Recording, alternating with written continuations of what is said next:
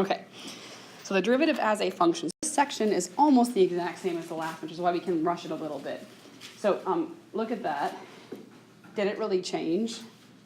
Okay, it's just f prime of x instead of f prime of a.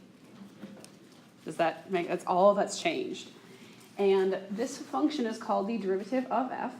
And the way you can interpret it is that this is the slope of the tangent line to the point 2f at the point x, f of x. And f is called the derivative because it's been derived from this operation. And the domain is the set of all x such that this limit exists. And it's always going to be, it won't always be smaller, but the domain of f prime will always live inside of the domain of f. You guys seen Venn diagrams? Domain f prime lives inside domain f. It's always the case that domain f could be bigger, but domain f prime is going to be less than or equal to the domain of f, if you kind of reinterpret what less than or equal to means.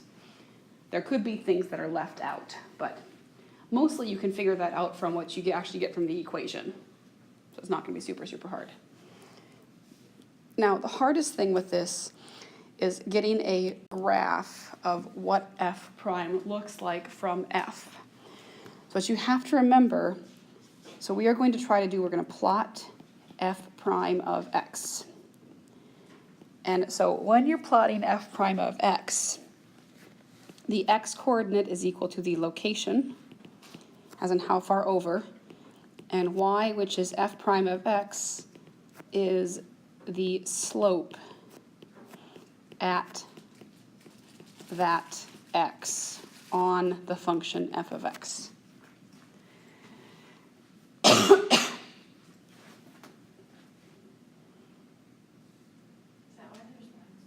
Yeah, this is an example like just taken from your textbook, and I'm going to go through what it is. Yep.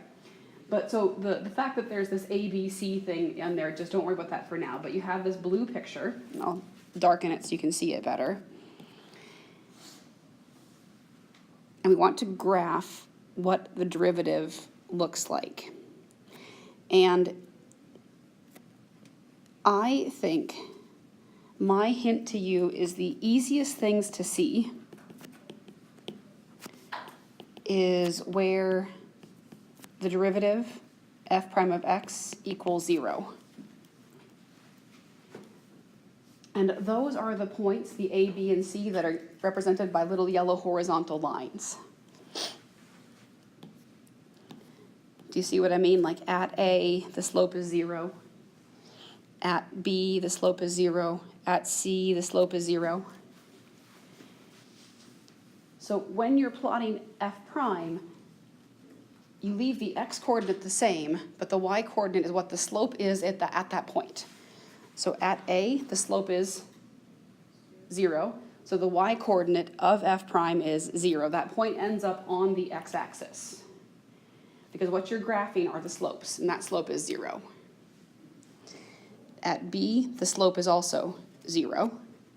And at C, the slope is 0. So the graph we're making is a graph of slopes.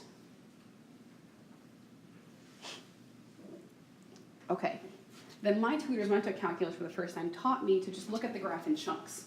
So look at the chunk up to A. If you drew little tangent lines, would their slopes be positive or negative? Slope going to be negative. And it's going to be kind of a big negative number, right? Slope going to be negative. Does that make sense? Slope going to be negative. But what's happening to the lines as you get closer to A? They're kind of flattening out. Does that make sense? So their slopes are negative, but like if this slope was -4, this one would be -2. That'd be -1. Does that make sense? This slopes over here are more negative than the slopes over there, as in bigger negative slopes. So your graph of f will do the f prime will do this. Big negative slope, less negative, until it gets close to 0. So you think little tangent lines, slope is a big negative number, which means it plots way down there. Negative number, not quite as big, it plots there. Other negative number, but it's going close to 0, plots right there.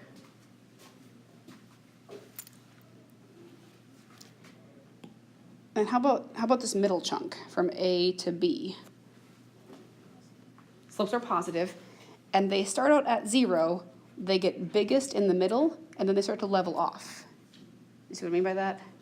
So I think the steepness is biggest in the middle, and the steepness starts to level off. It goes up and goes down. And how far up depends on the specificity of the steepness. But you're just asked to get a general gist of what it looks like. Yeah.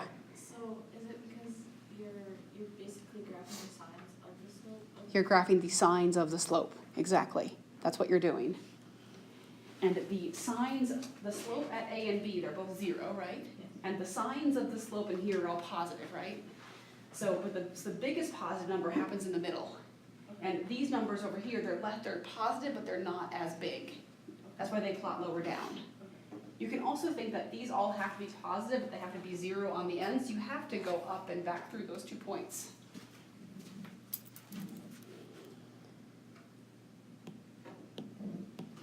Okay, how about from B to C? What are the signs of the slopes on that subinterval? They're all negative, and does it make sense they're the biggest negative numbers in the middle? It's the steepest. And whereas if you go over here, the steepness is still negative, but not as great. So it's gonna go down and back up. Sorry, that didn't end up being quite what I thought it would. Oh! My eraser tool was huge, okay. So down to 0, and then goes down and back up. Can you think of a reason? That's super stupid. Okay, whatever. Can you think of a reason why? Okay, can you think of a reason why I made this go more negative than this thing went positive? Because the negative slope is the positive slope?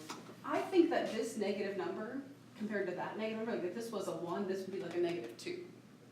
Like this looks like, if you ignore the sign, this is not as steep as that. Does that make sense? Which is why this would go down further. And then what happens from C allegedly onto infinity, where the slopes are all positive, so it's just gonna go past that point, it will just go up. So that's a graph of what f prime is.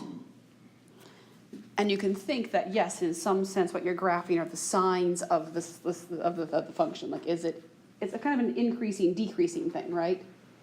If the function's going up, slopes are positive, right? If the function's going down, the slopes are negative. So chutes and ladders, if you're going down a chute, your slopes are negative. Negative means below the x-axis, right? If you're going up a ladder, your slopes are positive. Above, your derivative ends up above the x-axis. If you're going down, below, increasing, you have to be above. Let me summarize that. If f is increasing, f prime is above the x.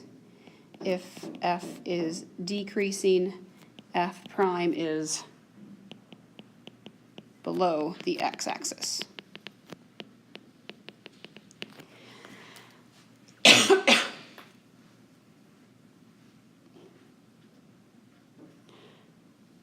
Here's a question. What if I would have had this picture drawn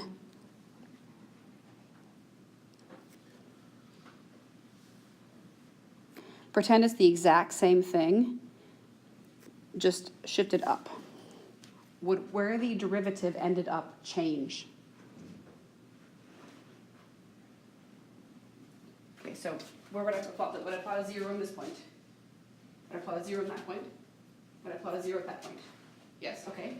And then I would say, okay, well, I'm decreasing, so f prime is below. I'm increasing, f prime is above, right? I'm decreasing, f prime is below, and then I increase, so it's above the x-axis. So if you shift that function up or down, it will not affect what the derivative looks like.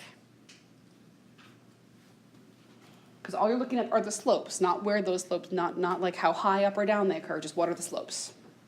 You ignore the y coordinates.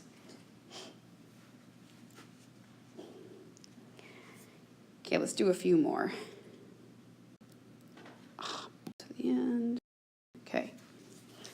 this is a graph of f.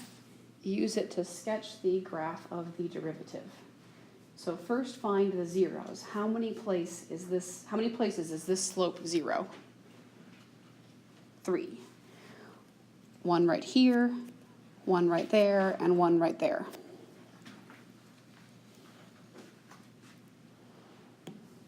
Okay, so initially, your picture for f is decreasing. The slopes are negative. So where does f prime end up? Below. But it has to go up through that 0. So there it is. Okay, from here to here, the slopes are positive, right? So f prime ends up above, but it has to go back down through that point, so there you go.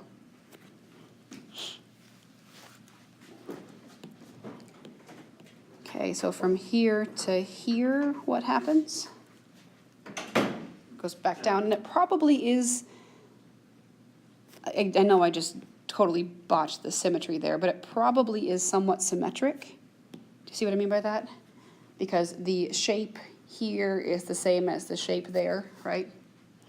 And then what happens from the end on to infinity? It increases, yep. So there's a rough sketch of what f prime of x looks like. Oh, I just totally botched that too. I need an undo button. That worked. Okay, that's this.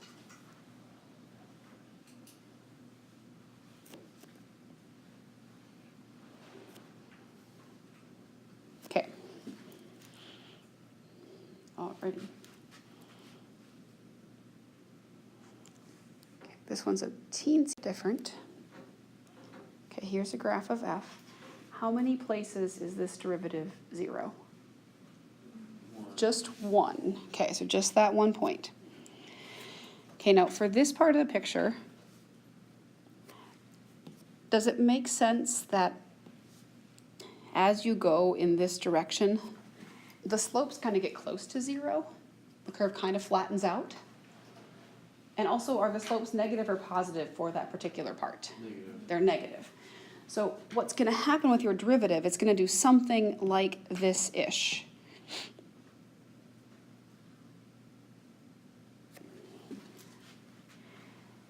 And how far down it goes, like it might actually like go down like a little bit more. Let me draw that over. So it goes through 0, goes down, and goes back up. And just think about what would the slopes actually be. Like at this point, the slope actually is some negative number, like -1/2. You don't know how much because you don't know the scale of the axes, right? But as you approach the y-axis, the x-axis, the slopes get flatter and flatter and flatter, right? The biggest negative slope is right here, as in the steepest negative slope. And as you approach that thing, the slopes kind of flatten out to 0. And so what's going to happen on this half? What's it going to look like?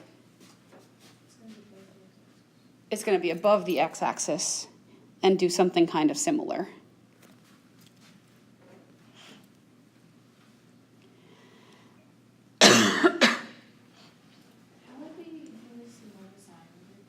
It's going to be multiple choice. Okay.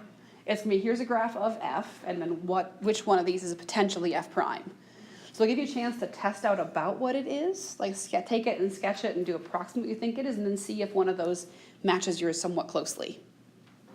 Yeah, which also is pretty good because it lets you like look at some possibilities and look at some wrong possibilities. Okay. And this one is funky. But for this one, the fact that a derivative is a slope is actually quite easy to interpret because for this thing, the slope is one number, right? One positive number, right? And it's a positive number everywhere. So it's going to look something like this. And how far up that line goes depends on what the slope of that line is. Like I don't have a scale, but it's going to be some kind of flat line because the slope is always the same at every single point. So how do you know that it's in an open point there? Oh, we'll get to that in a sec, okay? How about from here to here? what's the slope? Another horizontal line, but it is a negative, so it's going to live down there, and how far down depends on like your scale, which we don't have, so but the point is it's a flat line. And then what happens for this part?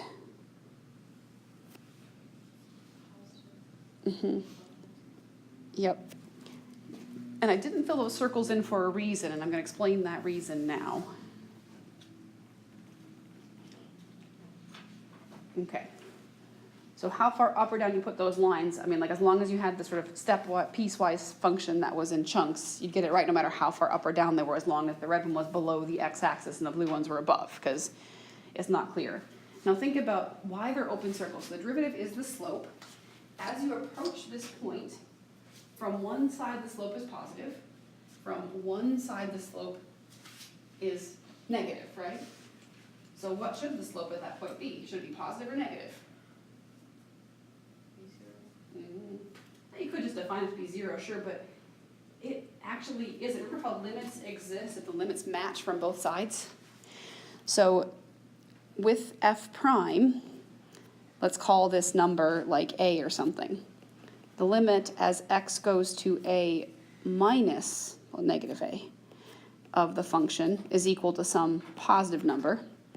The limit as x goes to negative a plus of your function is some negative number. Like you don't know what kind, but it's some negative number. So that limit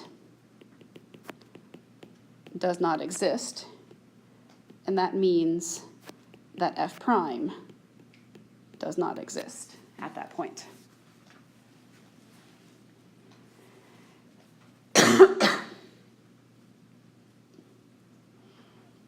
Because the limits from the left and right don't match, or the slopes from the left and the right don't match, that the limit doesn't exist at that point. So whenever your function has a corner, there will not be a derivative there. If it had been more like a parabola, and it had been something like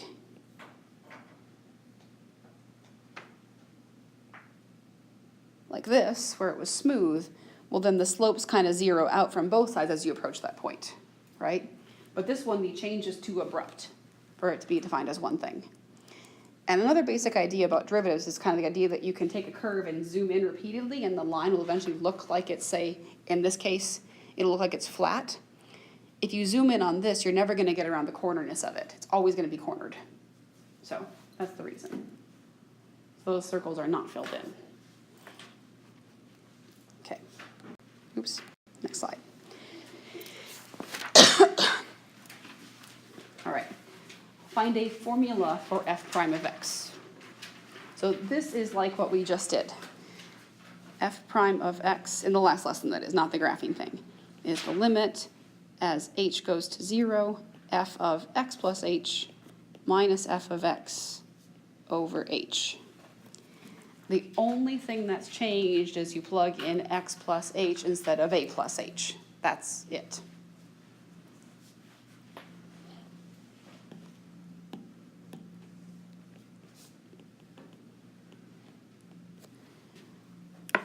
So what do you get when you plug in x plus h?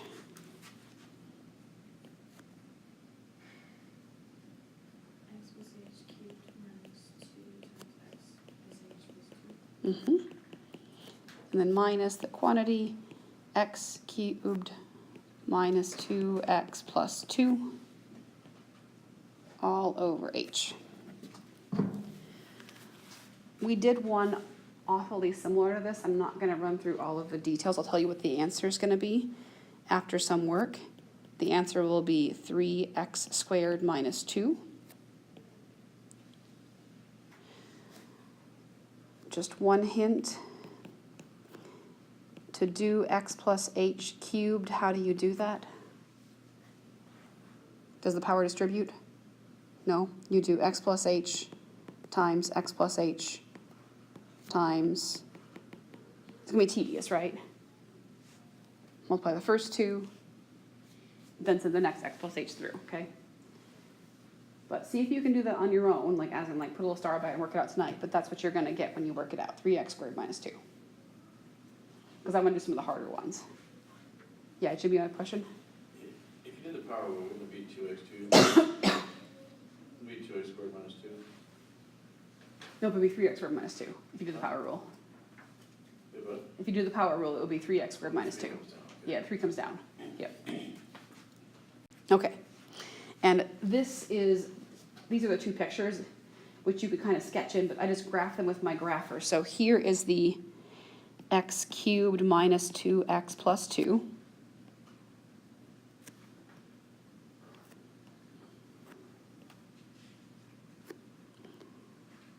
And here's the derivative, which was what I said, it was 3x squared minus 2, right?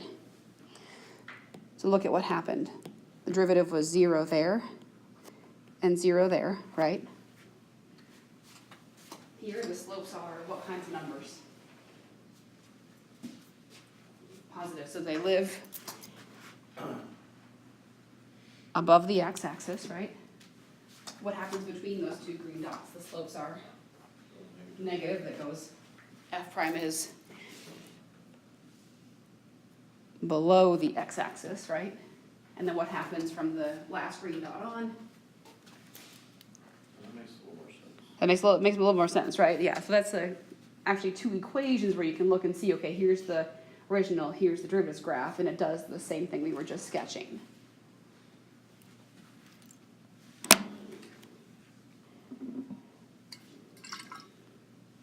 Okay.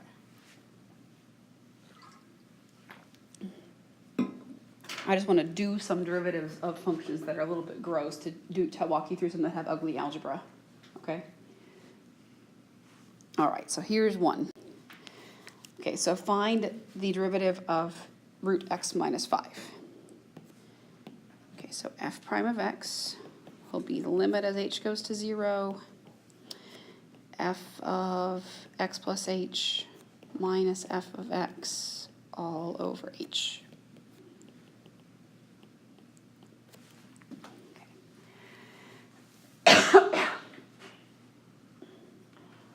So what do you get when you plug in x plus h?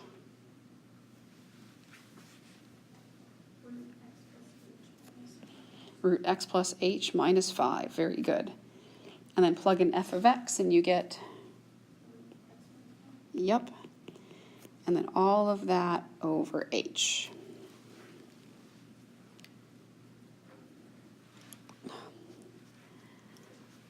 And how do you think you might deal with that? Conjugates, exactly. And in this case, I know it's weird, but you're going to actually conjugate the numerator. So you multiply by what is the conjugate of the numerator?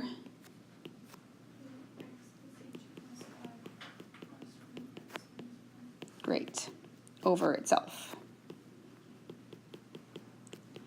And most of you got this when you did your quiz, that you only multiply together the things that are actually being conjugated.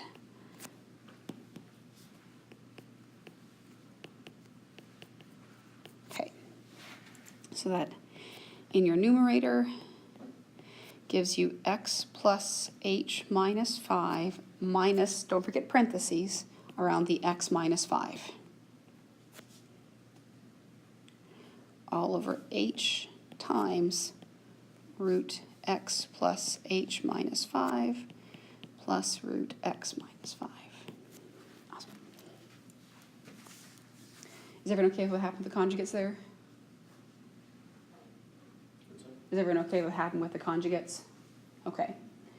And then once that, and if you forget those parentheses, you're not going to get your negative distributing correctly, which is going to cause lots of issues, so be careful with those. Once the negative distributes, what things immediately cancel? X and the 5, yep. And negative 5, you're right, Natalie. Limit h goes to 0, you're left with h over h times root x plus h minus 5 plus root x minus 5. Can be, Cancel the h's out? yes you can, yep. 1 over root x plus h minus 5 plus root x minus 5. Now can you plug in h equals 0? Yes. So you have 1 over root x minus 5 plus root x minus 5. What is a root plus a root? 2 roots. So 1 over 2 root x minus 5.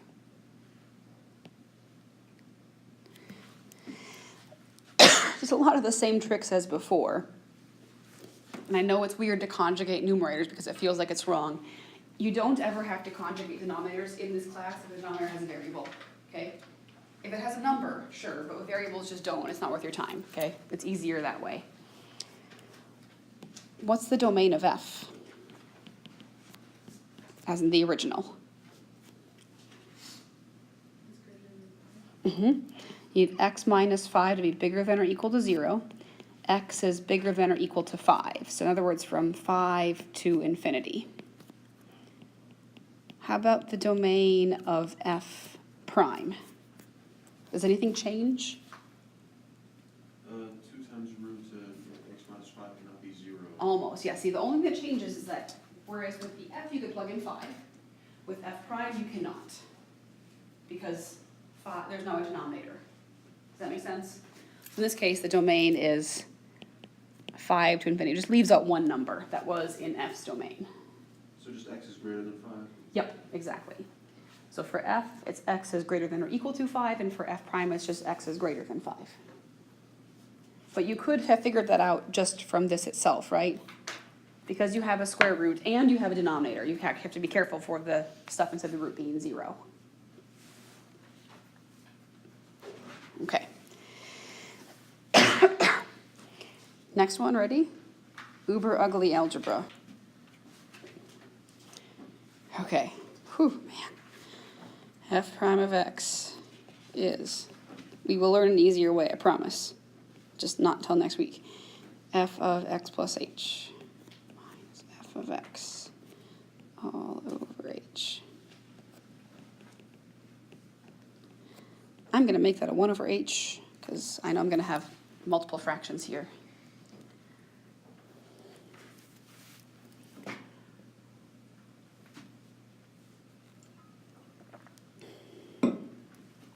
Okay, so very carefully, when you plug in x plus h, what do you get?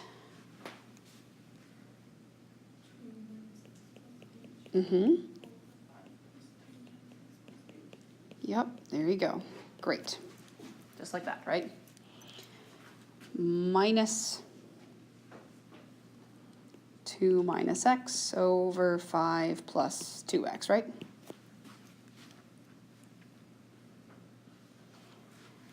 Okay, I'm going to distribute my negative and my 2.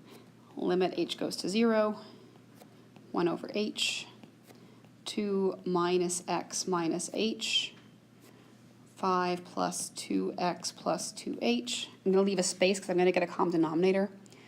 Minus 2 minus x over 5 plus 2x. Is everyone okay with what happened? This is not math you can do in your head no matter how amazing you are. And that's not a challenge, okay, just in case that was not clear. Okay, so does it make sense that it seems like the way to proceed is to get a common denominator? So what do you multiply this one by? 5 plus 2x over 5 plus 2x, great. And how about the second one?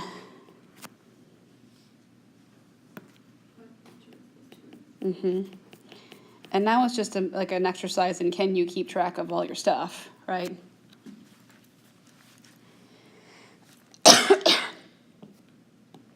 Okay, so limit h goes to 0, 1 over h. Now with that first fraction, I am going to distribute the 5 first, and then the 2x, just so we have a system, okay? So first with the 5, we get 10 minus 5x minus 5h. If you see me make an error, stop me, because it's super easy to do. Then we're going to get plus 4x minus 4x squared. 2x, there we go, look at, thank you, 2x squared. 4x minus 2x squared, okay. And then minus 2xh, do you agree with that? Okay, good. I'm going to do the next one too. That's the next numerator. So minus parenthesis. I'll do the 2 first. That's going to be 10 plus 4x plus 4h. Do you agree with that? 4x. Oh, yeah, 4x. Okay, good. And then minus 5x, need to write smaller,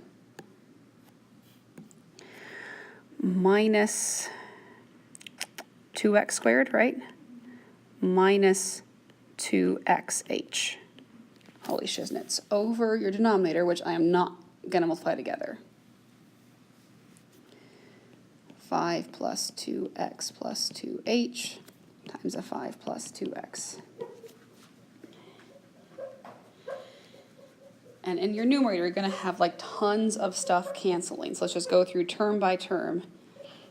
And I'm going to circle them if they cancel. Do the 10s cancel? Yeah. Yes. Okay, so 10 cancels with that 10.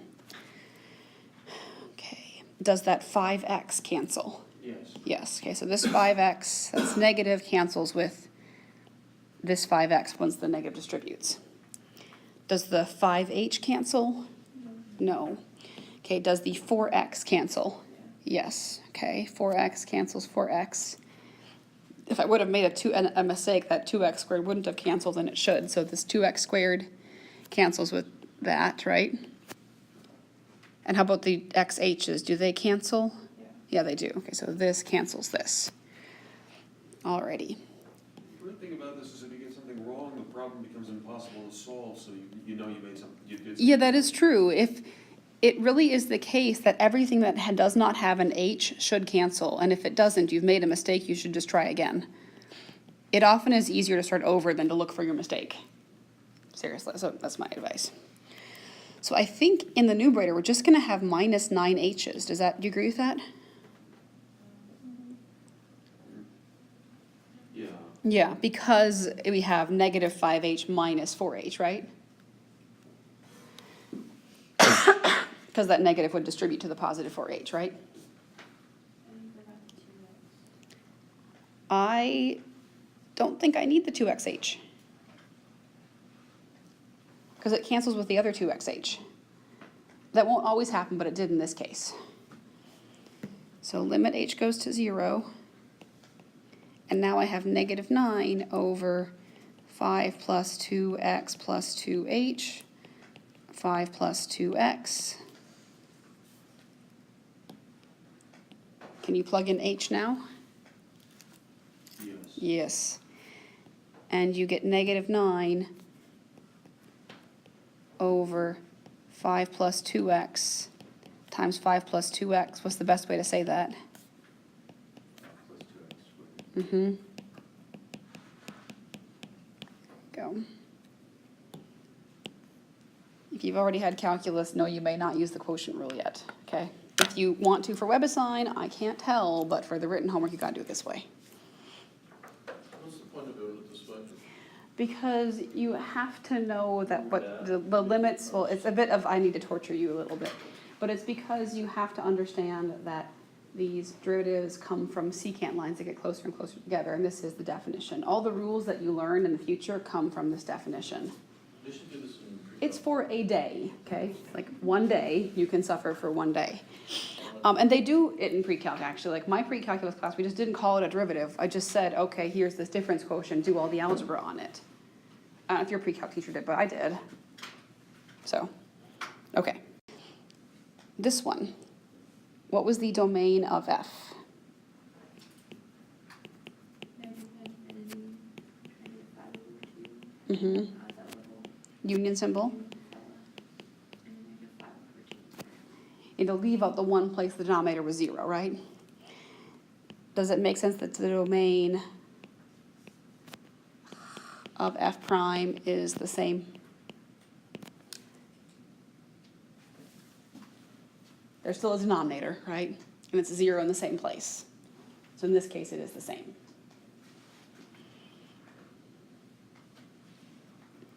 Okay. It should be left there. Yeah. Another notation for f prime is dy over dx. And this comes from the fact that a derivative is change in y over change in x. So if the derivative, if the directions say find f prime or say find dy dx, it means the same thing. It's Newton and Leibniz both did calculus around the same time, and they kind of like both had their own notations. And they're both useful for different things. This one tells you what the original function was. This one makes it super obvious it was a slope. So they're both good for different reasons. I think the second one is easier to like interpret units for, but the first one happens as well. So just, they're the same thing. That's what I gotta say. So if you switch back and forth between them when you're doing your homework? Like, Yeah, you can use whatever you want. They're equivalent notations. Usually if the function is given as y equals, like x squared plus 2, you'd say dy dx equals 2x, but you could also say y prime equals 2x, and it's the same thing. I tend to favor the latter one because it's less writing, and I'm just being like being lazy. But there is a time when using dy dx will be quite useful as well. So it just doesn't matter. Yes? On the last example, I wanted to make. Oh, yes, I'm so sorry. Here we go. Okay, a function is differentiable if the derivative exists, and it's differentiable on these intervals if it's differentiable at every number in the interval. So we already discussed one time derivatives won't exist. So the derivative won't exist if f of x has a corner. We discussed why, right? Because the derivative of the slopes don't match from both sides. So for this one, where does the absolute value function fail to be differentiable? So the absolute value function looks like this, right? Let's graph f prime. What are the slopes on this side of the absolute value function? They're always, well, this side they're always negative, right? So over on the left side, they're always negative. Specifically, actually, they're negative what number? Because there's that goes down 1 and over 1, right?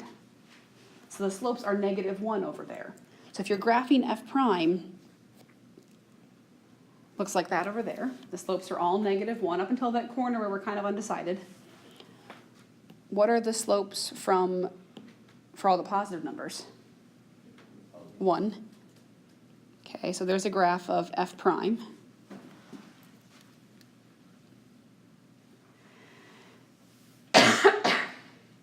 Okay. So where does this function fail to be differentiable? And you can say because f has a corner.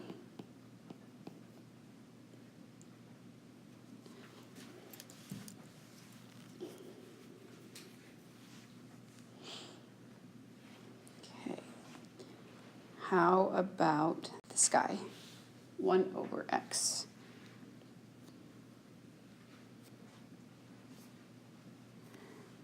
So 1 over x looks approximately like this. Which point do you think you can't find a slope at? 0. At x equals 0, because f of 0 is not defined. Or, let's say, f is not continuous at x equals 0. If you can't plug 0 in, you can't do f of 0 plus h minus f of 0. It just falls apart, okay? No slope there. It makes sense that these slopes are all negative while those slopes are all positive? Okay. Oh, wait, no, I said that backwards. The first slopes are all negative, second slopes are all also negative, right? Weirdness. Turns out the derivative of this guy is -1 over x squared, which you'll learn rules to do later. Looks something like this. You can think, okay, the slopes start off near 0 and then they get more and more and more and more negative, right? Start off more and more and more negative and then level off to 0. So, okay. How about this guy? Okay, this guy is not as easy to explain with a picture, but we'll try. So the cube root function looks kind of like this-ish. And I'll just tell you what f prime is because we're going to learn rules for this later. f prime is 1/3 x to the negative 2/3, or 1/3x to the 2/3. You could use the definition to get that, but for now, just let me believe that that's what it is. So if you know that that's the derivative, where does f prime not exist? It's pretty obvious from the equation. At x equals. So look at the equation for f prime. Is there a number you can't plug into that? 0. Okay. And the question then is, well then, what's the problem with f? Like, can you tell from f that that's going to occur? Okay. So if you look at f, what happens to the tangent lines as you approach 0? They get really, really, really, really steep, right? So what happens at x equals 0 is f has a vertical tangent, i.e. a slope that is infinite. And if the slope is infinite, that means the limit doesn't exist because the limit has to be a number. Okay, so those are the trickiest ones to see. If you see a function that snakes and that goes vertical-ish at one point, the derivative also won't exist there. And those are the 3 reasons. Corners, just discontinuous in the first place, and the derivative is vertical tangent. Those are the 3 ways you can fail to be differentiable. Okay, so I am going to do something silly, and I'm going to skip, well, we'll do this next thing, it's okay. Okay, so this is, we won't have time to prove it, but this theorem says if a function is differentiable, then the function is continuous. So what this means is that differentiable implies continuous.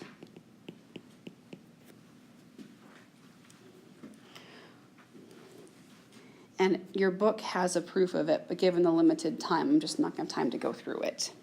You're not going to be asked to reproduce it. You just have to know what it says. And you have to know the next part. Is the converse true? So what the converse says is if your function f of x is continuous at x equals a, does this mean f is differentiable at x equals a? And for that to be true, it has to be true always for every single function. So if it's continuous, if you can draw it in one go, does that mean the derivative will exist? And the answer is no. And the reason why, which you also can call a counterexample, is y equals absolute value of x. There are others as well. Is absolute value of x a continuous function? Yes, okay, it's one go, but the derivative doesn't exist where? At x equals 0. X cubed rooted would also be an example, right? The function is continuous, right? The derivative does not exist at 0. So, no. So it's differentiable implies continuous, but not vice versa. Okay. So this picture, a graph of a function f is shown below. State with reasons where the function f is not differentiable. There are 4 places, whereas there are 3 easy ones and 1 sort of hardish one. Where's the leftmost point where the function is not differentiable? -4. And the reason is that f is not continuous there. It is defined.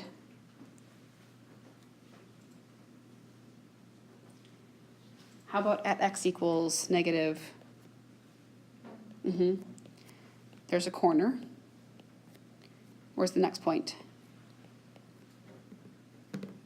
2. That's because actually f is probably, as much as we can say, it's not defined there, right? It doesn't appear that 2 can be plugged in. Where's the last point? X equals 5. There's a vertical tangent. They're the hardest to spot, but you can see that the curve kind of gets really steep and would have an infinite slope.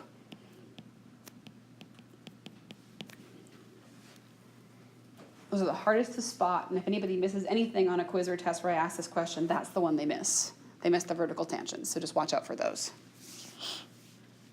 Okay. Yeah, 'cause it almost doesn't look vertical. It almost, yeah, it's going to be really, really close to vertical, as close as I can make it. Does that make sense? So if it appears to be vertical-ish, I won't dock you much if it's not actually vertical because you're trying to look for it, but it should be pretty obviously going like straight up.